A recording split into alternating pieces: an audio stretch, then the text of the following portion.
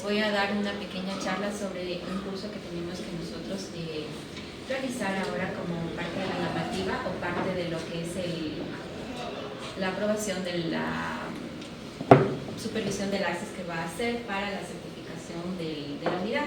Sí, entonces el curso que nosotros vamos a realizar, que hemos ya realizado, en realidad lo he realizado y se va a hacer una socialización, lo que estamos haciéndolo por grupos, es sobre las buenas prácticas de los medicamentos de uso y de consumo humano. ¿Sí? En este caso lo que les voy a hablar es sobre lo de la Ley Orgánica de Salud. Lo más importante que vamos a reconocer acá son ciertos artículos que tenemos que tomar en cuenta. ¿Por qué? Porque ya está todo esto estipulado en la ley y por tanto debemos ya de hacerlo de una manera más rutinaria y una manera más complementaria para no caer en ciertos errores. Lo que nos indica el artículo 153 de esta ley es que todo medicamento debe de ser comercializado en establecimientos legalmente autorizados. Para la venta al público se requiere de una receta emitida por un profesional facultado para hacerlo, a excepción de los medicamentos de venta libre, clasificados como tales con estricto apego a las normas farmacológicas actualizadas a fin de garantizar la seguridad de su uso y de su consumo. ¿Sí? Son profesionales de salud humana facultados para prescribir medicamentos, todos los médicos, obviamente todas las especialidades, los odontólogos y las obstetrices. ¿Sí? Dentro de todos estos artículos está también establecido que en las farmacias y botiquines también estos tienen que respetar esta ley, donde dice que no se podrá ofrecer o brindar una consulta médica, ¿sí? Una consulta obstétrica, una consulta odontológica y aplicar tratamientos o realizar algún tipo de examen de laboratorio.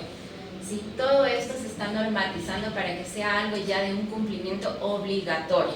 Todos sabemos que esto no es tan serio. Muchas de las veces en las farmacias expenden nomás los medicamentos sin receta y muchas veces hasta se atreven a recomendar ciertos medicamentos. Lo ideal es que esto se haga como una conciencia de que esto no se puede hacer. ¿Por qué? Porque ya vamos a ver también el uso de los antimicrobianos que están produciendo una resistencia y por ende la mayoría de nuestra población tiene una tendencia a necesitar medicamentos de más amplio espectro. ¿Sí?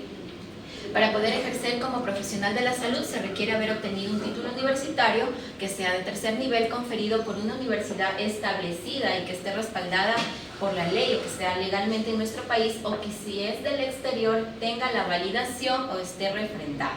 ¿Sí? Los profesionales y los técnicos de nivel superior que ejerzan actividades relacionadas con la salud están obligados a limitarse en sus acciones al área que el título se le asigne. ¿Qué quiere decir esto? O sea, está estipulado ya por este artículo 198, si yo soy un médico gastroenterólogo, yo solo me voy a dedicar a prescribir medicación de mi línea. ¿Sí? Si yo soy un médico traumatólogo, solo de mi línea. Por suerte, medicina familiar y medicina general y medicina interna tiene una amplia gama para poder extender, pero esto también nos va a limitar porque hay un artículo en la ley que nos dice que dependiendo de nuestro nivel donde nosotros estemos de la institución es también el expendio de los medicamentos. No es lo mismo primero, segundo y tercer nivel. ¿Sí? El artículo 202 constituye infracción en el ejercicio de las profesiones de salud todo acto individual e intransferible no justificado que genere daño en el paciente y sea resultado de una inobservancia en el cumplimiento de las normas, la impericia en la actuación del profesional de la salud con falta total o parcial de conocimientos técnicos o experiencia. Aquí hay que recalcar, ¿qué es lo que nos están queriendo decir? Que nosotros tenemos que basarnos en protocolos y en normativas, ¿sí? Para poder respaldarnos.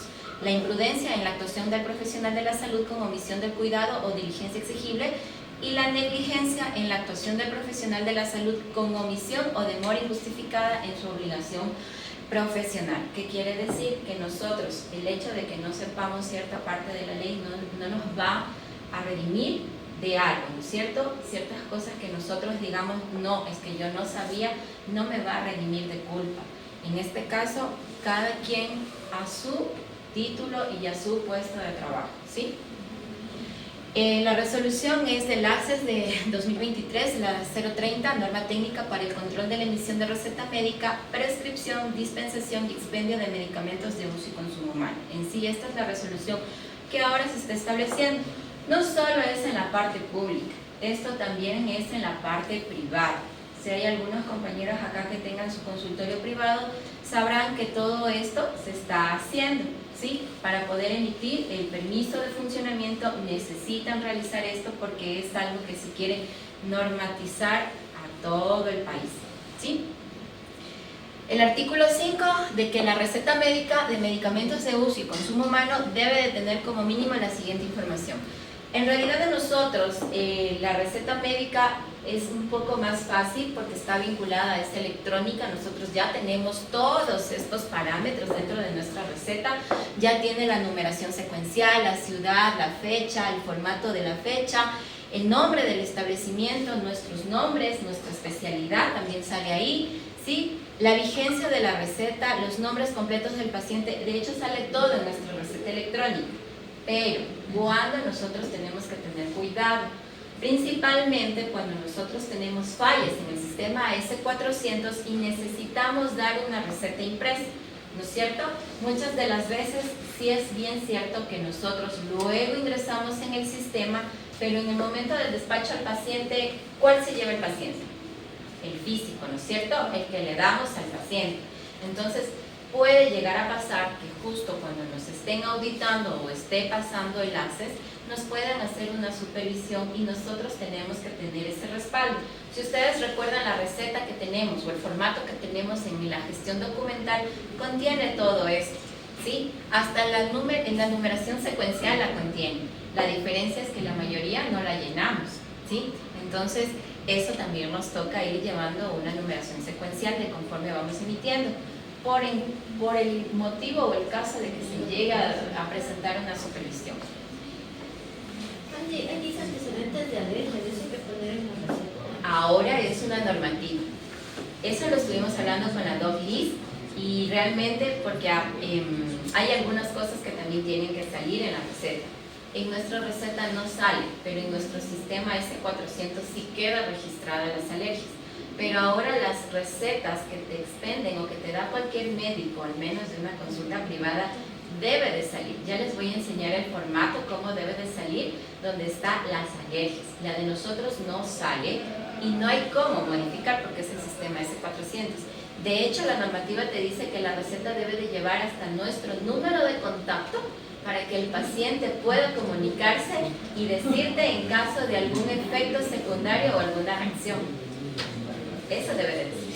¿Sí? Y otra cosa, con respecto a la numeración secuencial, en el caso de que sea física, si yo pongo 001, está bien, y la 002 no es ningún patrón en particular. En realidad debería ir con la receta de la farmacia vinculada, pero lo más conveniente por el momento sería solo en el día. Recuerden que nosotros solo hacemos una provisional, es solo provisional mientras no tenemos el sistema S400 y apenas llega el sistema S400, todos ingresamos en el sistema, se genera la receta, farmacia igual hace la impresión de esa receta y tiene que tener el respaldo junto con el firmado del paciente, porque en farmacia deben de guardar estas físicas, no solo las electrónicas que nosotros damos, sino también las que nosotros imprimimos. ¿Algo me preguntaba? No, y por eso del número secuencial no será mejor que impriman folletos, o sea, impriman recetas y tengan para cuando sea una emergencia, porque yo pongo receta número 1 y la doctora me pone receta número 1, entonces. Pero tiene otro nombre del médico. Exacto. Pero es de la misma. Entonces es individual. Es individual por personal. El dilema es que aquí también te dice que tú tienes que escribir con letra clara, letra legible y que debe de estar correctamente el medicamento. Yo en particular prefiero tipear mi medicamento a tener que escribir. Entonces para mí es mejor llenar en el sistema, manejarme la que tenemos nosotros que es vinculado, que pasa de un lado al siguiente lado para no estar repitiendo y ahorrar tiempo en realidad, y darle eso al paciente, hasta por las indicaciones, porque tú le llenas al paciente y le indicas, muchas veces no entienden ni siquiera cuando les das las recomendaciones no farmacológicas. ¿Te imaginas cuando es un medicamento? Y ya está estipulado en la ley que debemos de poner con letra clara, legible, porque ahí hay los errores de medicación, porque muchas de las veces no entienden cómo tomar Y cuando un médico de manera privada les da un medicamento, no entienden ni qué tipo de medicamento compran. Muchas veces en las farmacias adivinan qué medicamento les están mandando a los pacientes. Entonces está normatizado. En nosotros es mejor escribirla, imprimirla y entregarla. Y ya vamos a seguir hablando de eso. Verán, aparte de eso, ¿qué debemos de poner? La denominación común internacional, que es el nombre del medicamento, ¿sí? La forma farmacéutica, la concentración, la vía de administración, la cantidad de medicamentos, tanto en números como en letras, la dosis, posología, la frecuencia que le voy a administrar el medicamento y la duración del mismo. Todo eso debe de ir en la receta. En la electrónica que manejamos no hay mayor problema, ¿no es cierto? Porque la mayoría sale ahí. De hecho, nosotros tenemos una pauta donde podemos abrir y colocar más específicamente cómo quiero que tome el medicamento. Por ejemplo, tomar en la hora de dormir o después de la merienda o en la mañana. Sí lo podemos escribir ahí. En este caso, más nos sirve para cuando hacemos la otra, la que es de contingencia, ¿sí? Y para las personas que trabajan de manera privada. Los datos del prescriptor, como les decía, nombres y apellidos, el número de registro sanitario del profesional, ¿sí? La firma física o electrónica según corresponde y no se aceptarán rúbricas. Entonces, en nuestro caso igual ya sale todo firmado con nuestro nombre, ¿no es cierto? ¿Qué más? Las indicaciones podrán ser o no desprendibles y constarán de los siguientes datos, que son los nombres del paciente y la fecha. La de nosotros sí tiene fecha. Lo que me estuve dando cuenta hoy es que no tiene nombre. Entonces, eso sí se lo va a modificar, ¿sí? Porque en la parte superior está el nombre, pero en la desprendible no está. Entonces, eso hay que modificar, ¿sí? Tenemos que ponerle el nombre del paciente en la que se lleva. Las indicaciones, como aquí les indico, letra clara, legible, sin abreviaturas. En primer lugar, la denominación común internacional del medicamento, la dosis, la frecuencia. Aquí también tenemos que poner los signos de alarma. Ahora es normativa que yo le ponga los signos de alarma al paciente en mi receta, ¿sí? Tenemos que ahora poner, en este caso, los signos de alarma en caso de que presente tal síntoma, acudir a la emergencia. Aparte de esto, también tenemos que poner las recomendaciones no farmacológicas. Hacer ejercicio, caminata por 45 minutos, en caso de compresas calientes, por ejemplo, en el caso de los ginecólogos que hablábamos, que si en los signos de alarma, si el paciente, la embarazada no siente los movimientos fetales, todo lo que nosotros consideremos pertinente que el paciente debe de saber. Si no entra en el espacio que está ahí, ¿no? Sí te cabe. Sí tiene aves página y son como 5 o 6 aves página que puedes poner en la parte superior. Y aparte, lo que podrías hacer es en la parte la izquierda, ¿a tu derecha sería? O a tu izquierda de donde está el medicamento. A tu izquierda. Tu pantalla es así y a tu izquierda tú pones el número 1 para detallar en cada medicamento lo que pones. De hecho, con ginecología hicimos un ejercicio porque no sabían dónde, recién se estaban enterando dónde poner. Entonces, en la parte izquierda ponemos el número 1. Por ejemplo, si yo le prescribo un tramadol, lo que voy a hacer es ponerle ahí los signos de alarma, si queremos, o podemos poner en la parte superior. Para mí sería mejor ponerle ahí, en donde dice instrucciones y abajo te dice comentarios. Sería mucho más fácil por medicamento, porque al momento de imprimir, cuando tú pones en la parte superior, te sale al final del despacho del medicamento. Pero si tú le pones en el número 1, te sale, donde está el medicamento, si te sale paracetamol, ahí te sale todo detallado por medicamento. Pero si tú le pones en la parte superior, te sale al final de toda la impresión, te sale todo ese comentario, que es como un texto más amplio, dígase de soporte. Pero le puedes colocar, lo importante es que el paciente lleve signos de alarma y también lleve las recomendaciones no farmacológicas. Un poquito más que nos toca ahora llenar. En este caso, debe de llevar los trazos, rúbricas, ¿qué más? La receta médica será el único documento legal que avale la prescripción y dispensación de medicamentos de uso, ¿sí? De acuerdo a la normativa. Y cuando no hay el medicamento aquí porque está agotado, porque por lo que sea, ¿hay qué receta le damos nosotros? En realidad, nosotros no podemos indicarle al paciente que adquiera un medicamento.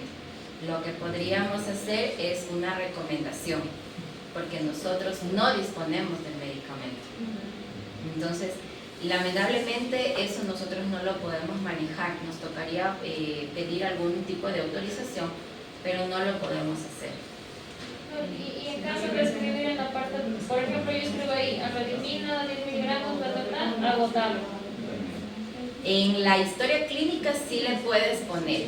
Y en la Lo que receta puedes sale, poner ¿no? en la parte superior sí le puedes poner. Recuerden que muchos pacientes, cuando ustedes no prescriben un medicamento, piensan que ya le quitaste el medicamento. Entonces, sí, como tú lo indicas, yo también a veces sí lo sé hacer. Les sé poner amlodipino 10 miligramos, 2 puntitos, continuar tomando una tableta diaria, para que el paciente se acuerde y tal vez por si le sirve de respaldo.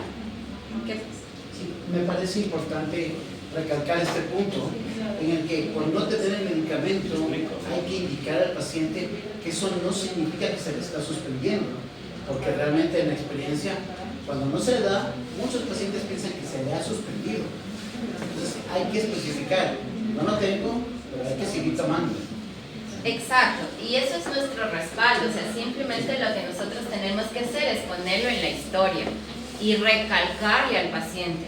Y bueno, si la mayoría lo desea hacer, lo puede escribir, porque muchas de las veces, muchos pacientes, uno les dice algo, salen de la consulta y ya no se acuerdan ni una sola indicación. Entonces, mientras está escrito, es mucho mejor. Recuerden que cuando uno escribe, todo queda en el sistema S400 y en el registro que lleva auditoría. Todo se imprime tal y como está escrito, ¿sí? Aunque nosotros no veamos, sí se queda guardado en el archivo. ¿Y en esa receta no sería de ponerle las alergias? O sea, que Se podría poner, para sí que se tengamos podría una poner. normativa, porque si no, no estaríamos. El problema es que eso implicaría un mayor tiempo. En la parte de auditoría médica que hablamos con Liz, nos dijo que obviamente iba a hacer ella esta pregunta, porque también está lo del contacto. Por ejemplo, lo del contacto del médico y todo esto ya se quedó que no se va a poner. Entonces, lo de las alergias se quedó que se iba a hacer la pregunta, porque es algo del sistema S400. Si ustedes lo desean poner, lo pueden poner, las alergias de los pacientes. El problema es que la mayoría de los compañeros en esto consideran que es tiempo.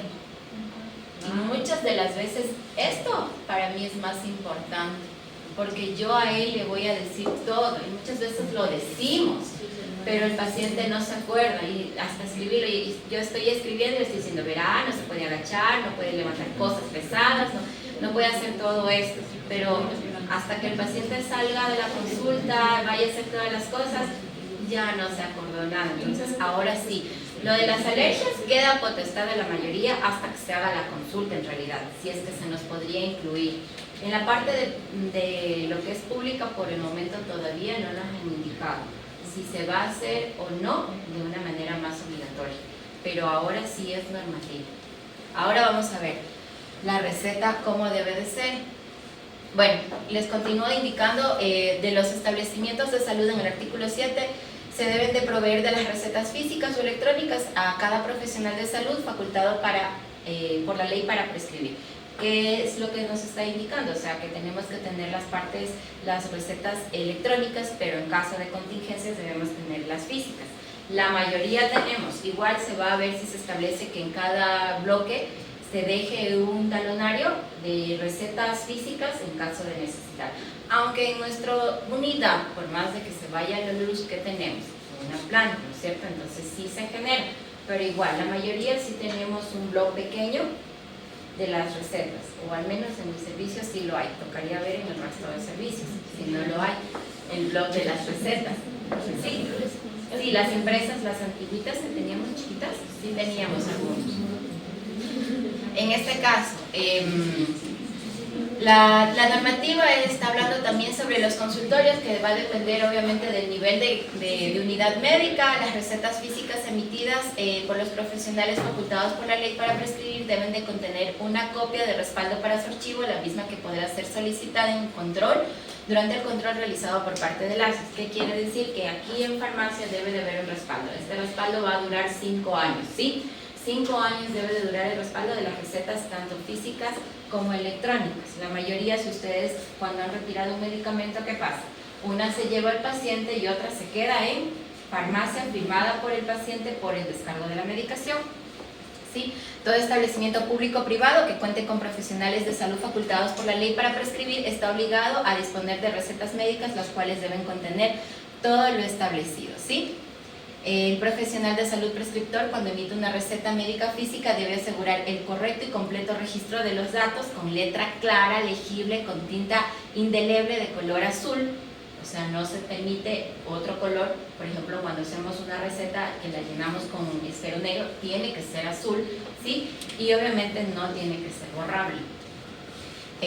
Sin tachones ni correcciones, siglas o abreviaturas. Por eso lo que recomiendo es preferible imprimir la receta para no cometer errores de escribir mal, ¿sí?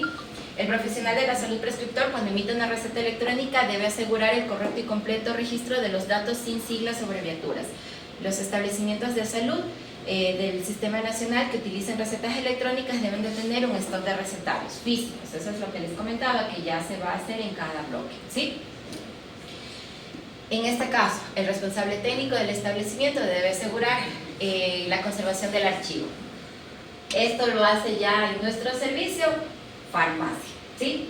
No lo hago yo, lo hace farmacia. Ellos se encargan de tener todo el respaldo. Los establecimientos del Sistema Nacional de Salud y los profesionales que utilicen recetas médicas electrónicas deben asegurar la entrega de las indicaciones de la prescripción al paciente a través de un mecanismo idóneo, el cual podrá ser verificado por el personal técnico de la ACES para efectos de control. Entonces, por eso es lo importante que hay que recalcar, que en el momento de la supervisión puede venir el ACES y puede pedirle a un paciente saliendo de farmacia: entrégame por favor su receta solo para revisar. Sí, y está normatizado que lo pueden hacer.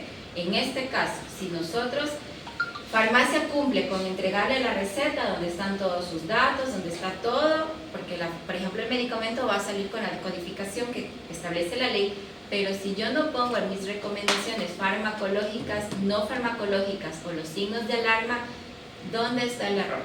¿En farmacia o en nosotros? En nosotros. Entonces, ahora toca nosotros colocar las recomendaciones no farmacológicas, ¿sí? Las recetas médicas tendrán una vigencia máxima para la dispensación o expendio de los medicamentos de uso y de consumo humano, posterior a lo cual el servicio de farmacia no está autorizado para dispensar o expender medicamentos contenidos en ella. Esto en realidad es más que todo para los pacientes que compran medicamentos que son de las partes privadas. En nuestro lado, lo particular, lo que nos debe de interesar es que la receta de la consulta externa o la atención ambulatoria dura 3 días, ¿sí? Si un paciente a mí me pregunta ¿cuánto tiempo tengo para retirar la medicación?, la normativa dice 3 días, ¿sí? Debe de ser 3 días hábiles. Recuerden que nuestra unidad no trabaja fines de semana ni feriados, y por lo tanto, si el paciente salió de la consulta a las 4:15, 4:26, que es el último turno, muy probablemente no lo va a alcanzar a retirar. Por lo tanto, podrá tener una potestad de retirar hasta la siguiente semana, lunes, martes y miércoles, ¿sí? Serían 3 días hábiles.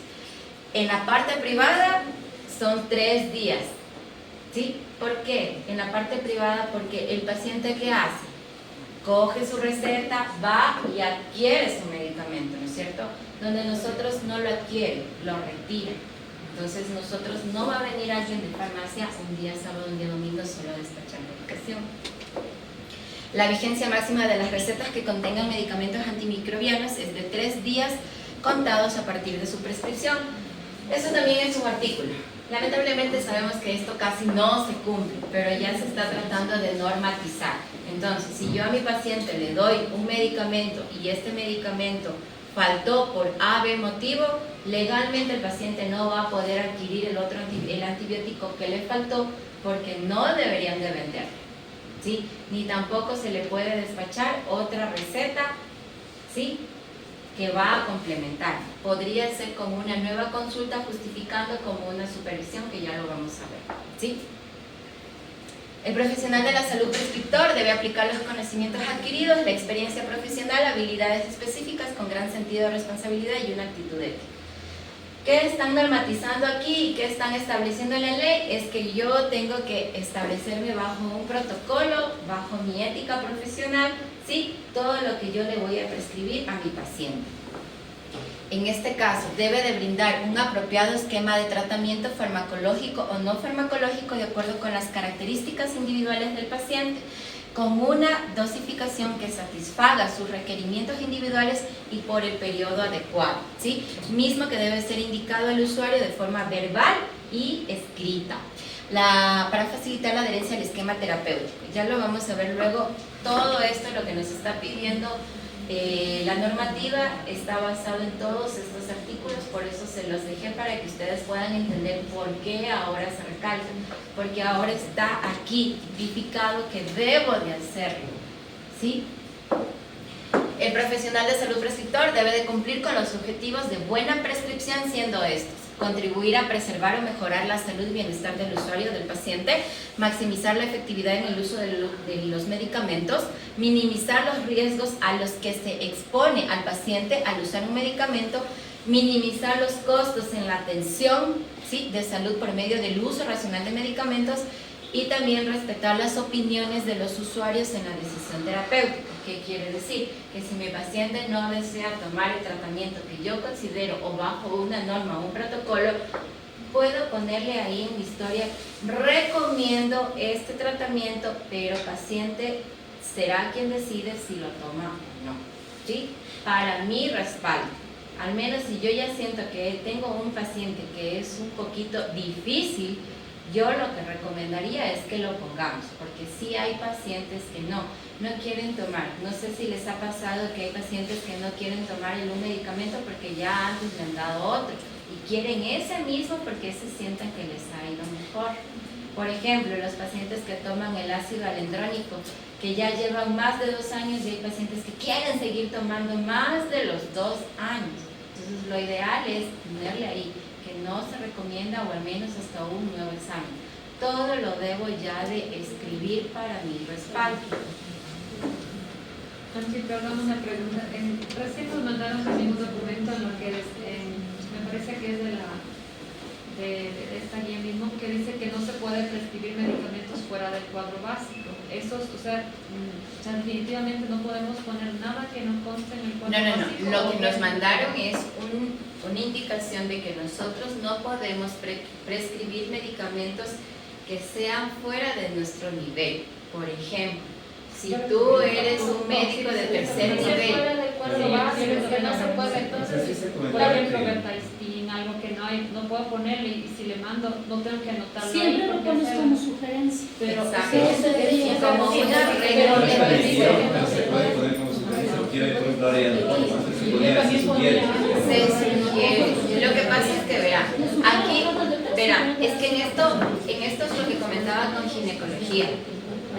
Muchas cosas nosotros podemos hacer, pero en realidad también, si es verdad que por un lado te mandan una normativa de que tú no puedes prescribir algo fuera del cuadro básico. Perdón, corrijo con respecto a eso. No puedes prescribir nada que esté fuera del cuadro básico siempre y cuando tengas algo aquí. No le puedes mandar la betistina. ¿Por qué? Porque aquí tienes dimidrinato. No, vuelvo que ya no le hace efecto con el dimidrinato y le quiero mandar Vertaistin. Le pones, ya se le dio dimidrinato, no Exacto. está funcionando, se le sugiere, porque siempre le vas a sugerir. Jamás Es que le vas a todo decir, es recomendación. Claro, O sea, por eso les digo, yo verá, no lo ponía, pero igual se corre el riesgo de que no salga verás. de mí. Exacto, o sea, lo que les explico. Si tú tienes algo dentro del cuadro básico, lo legal es que tú lo pongas. Y si tú lo haces bajo un protocolo, tú lo debes de poner. Pero si, por ejemplo, tú justificas, como dice Carl, justificas paciente que se ha manejado con este medicamento, no hay mejoría en los síntomas o en su patología, tú puedes justificar el avance bajo un protocolo o una normativa o bajo medicina basada en evidencia. Y al recomendar al paciente un medicamento, tú le puedes recomendar. Lo que no puedes es darle el medicamento prescrito como tal. Eso sí no lo podemos hacer. Se sugiere. Por ejemplo, el uso del filtro solar. El filtro solar no está en el cuadro básico, pero la normativa te dice que la mayoría estamos predispuestos y que el cáncer de piel ha incrementado por falta de uso del filtro solar, mucho más por la radiación que estamos teniendo. Entonces tú no vas a caer en una negligencia de decirle al paciente no use filtro solar, porque eso sería negligencia. Podrías escribir, lo ideal sería, en teoría nosotros no tenemos recetas, lo que puedes es recomendar. Solo verbalmente. Exacto. Podría usted comprar. Es que claro, es que verbalmente no se puede comprar. Por eso digo, ¿qué hacemos? Podrían recomendar, pero legalmente no pueden prescribir. Le sugiero tal cosa. Pero tenemos que tratar de ir a comprar con la No. Si es antimicrobiano, pues tocaría en este caso pasar a otra especialidad. Por ejemplo, si tú tienes un paciente, digamos, tienes una neumonía que tú ya le manejaste con amoxiclaulánico, que ya le manejaste con claritromicina, y eso lo vamos a ver, que nosotros no vamos a poder dar medicamentos si no es de acuerdo a nuestro nivel de atención. Y tú le quieres cambiar de medicamento, por ejemplo, luego de la claritromicina, ¿qué le quieres mandar? Levofloxacina, ¿cierto? Nosotros no podemos mandar levofloxacina, no podemos mandar, por nuestro nivel de atención no podemos mandar. Los únicos que pueden mandar es gastroenterología en caso de ser un tratamiento gastroenterológico o neumología en caso de ser algo de neumonía. Nosotros no podemos mandar. Dentro del cuadro básico del CONASA no está la levofloxacina ni para el médico familiar en primer ni segundo nivel. Solo está para los especialistas de segundo y tercer nivel, pero de las otras especialidades, por ejemplo, neumología, gastroenterología, todas esas especialidades. Solo así no lo podemos prescribir. No. Estamos abiertos, pero no podemos dar. Pero aquí una pregunta, por ejemplo, un paciente toma de un antihipertensivo que no está en el cuadro básico y ella toma de antes siempre y todo y está muy bien con eso. En la prescripción que yo hago ahí, ahora según ese tipo que mandaron, uno no puede poner ese medicamento ahí. Lo que podrías poner es que el paciente indica que va a continuar tomando medicación anterior. Esa sería otra forma. Eso nos tocaría hablar con Liz, porque en realidad esto está en parte de la auditoría médica, pero tampoco tú le puedes dejar que el paciente se quede sin la medicación. Y muchos pacientes prefieren comprar ese medicamento porque los medicamentos de acá no logran controlar su presión. Entonces, yo en particular lo que pongo es paciente desea continuar con medicación indicada por médico privado. Ya, si no se va Y no le pongo el nombre.